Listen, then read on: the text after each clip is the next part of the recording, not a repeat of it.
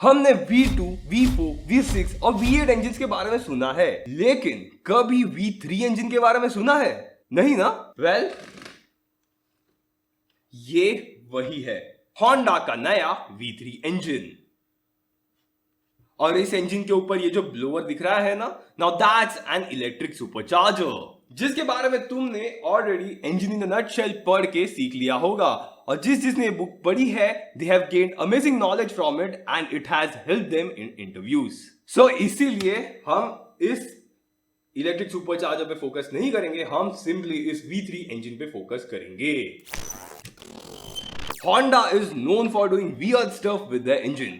कभी Oval piston engine के बारे में सुना है? नहीं ना? वेल, Honda ने ओवल पिस्टन इंजन भी बनाया था।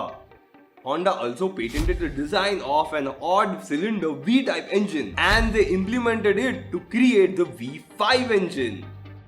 ये इंजन कितना अनबैलेंस दिखता है ना, लाइक इधर 3 पिस्टन और इधर सिर्फ 2, लेकिन ये एक्स्ट्रा पिस्टन इस पूरे इंजन को प्रॉपरली बैलेंस करता है। आई नो ये सोचकर तुम्हारा दिमाग फट रहा होगा, but here's the explanation how this extra piston will balance this entire engine out. इसके लिए हमें सबसे पहले तो इंजन के अनबैलेंसिंग फोर्सेस के बारे में जानना होगा, which starts with the reciprocating motion of the piston.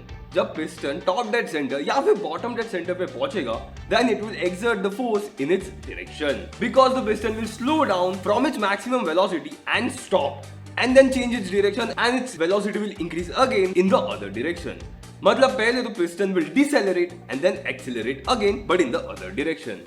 और जहां पे किसी मास को accelerate या फिर decelerate किया जाएगा, it will exert a force because force is equal to mass into acceleration.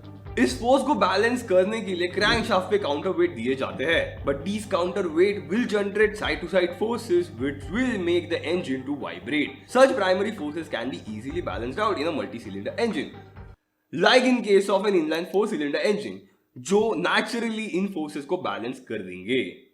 So does the V twin engine, which has an angle of 90 degrees between the banks.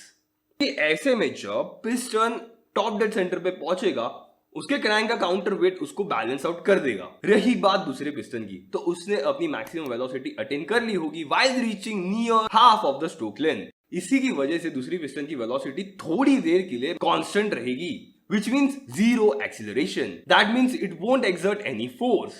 और इसीलिए V twin engine easily balance out हो जाते हैं, of course with some terms and conditions applied, जिन्हें Honda ने नहीं पाला.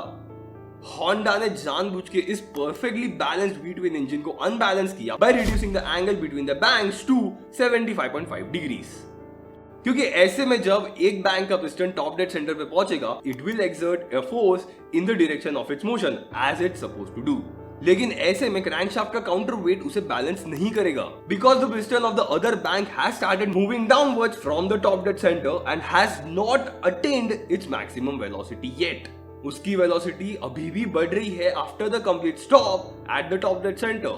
This will create a small magnitude force in its direction. और ऐसे इंजन को बैलेंस आउट करने के लिए एक एक्स्ट्रा पिस्टन लगाया गया, which counters these unbalanced forces generated from the phased out V twin.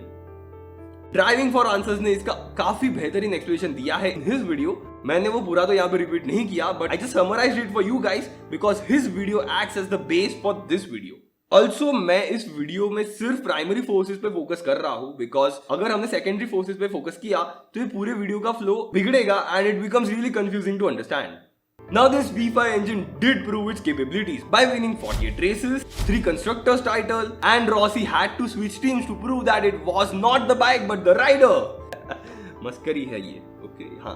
अब V5 इंजन के डिजाइन को देखकर और होंडा के इस पेटेंट को पढ़ने पे ये पता चल रहा है that this particular patent is more focused towards a V5 engine and not towards other odd cylinder V-type engines. Like V3 के बारे में ही सोच लो. तो चलो इस V5 इंजन में से हम ये आखिरी के 2 पिस्टन्स निकाल देते हैं, then it becomes a V3 engine, but it is completely unbalanced purely because of the weight distribution of the parts. ऐसे V3 इंजन को चलाने के लिए डेफिनेटली एक बैलेंस शाफ्ट की जरूरत होगी, which will take some space. लेकिन अगर होंडा को V3 इंजन बनाना होता तो वो ऐसा V3 इंजन बिल्कुल नहीं बनाएगी, वो ऐसा V3 इंजन बनाएंगे. Every piston will have their individual crank pin. None of them will share its crank pin like the ones in V-type engines. ऐसे केस में इन क्रैंकी पिंस को फेज आउट करके और इनके फायरिंग ऑर्डर को ध्यान में रख के इस V3 इंजन को बैलेंस आउट किया जा सकता है। और ये मुझसे बेहतर होंडा के इंजीनियर्स को पता ही होगा, बिकॉज उन्होंने पास्ट में 2 स्ट्रोक V3 इंजन बनाया है which had individual crank pins for each piston। Definitely वो अपने नए 4 स्ट्रोक V3 इंजन में भी ऐसा ही करेंगे। अब ऐसे V3 इंजन काफी कॉम्पैक्ट बनेंगे because cylinders can be placed quite close to each other compared to any other inline 3-cylinder engine. This engine will also have better cooling and its crankshaft will have to deal with less torsional vibrations leading to better durability. Honda सिर्फ अपने engines के साथ ऐसे भयंकर experiments नहीं करते, वो अपने बाइक्स के ट्रांसमिशन के साथ भी खेलते हैं, like they did with the E-clutch that doesn't require the rider to operate the clutch lever to engage or disengage the clutch, जिसके बारे में अब तुम्हें ये वाला वीडियो देखकर जान लेना चाहिए। And I will see you guys on next Thursday at 7:30 PM.